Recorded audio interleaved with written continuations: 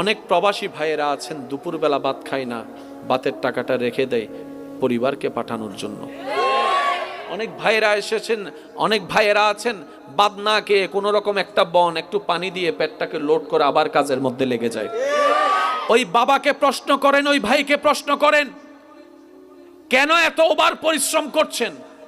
প্রত্যেকটা পুরুষ উত্তর দিবে, আমার জন্য নয়, আমার একজনের পরিশ্রমে যে 5 জনের পেট ভরছে তাদের জন্য। সুবহানাল্লাহ।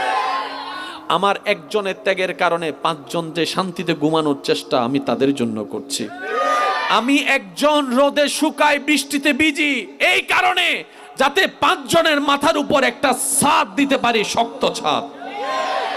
আমি একজন পরিশ্রম করি, আমার শরীর, আমিও তো একটা মানুষ, আমারও তো শরীরের একটা রতের পাওয়ার আছে, একটা লিমিটেশন আছে। 3 বস্তার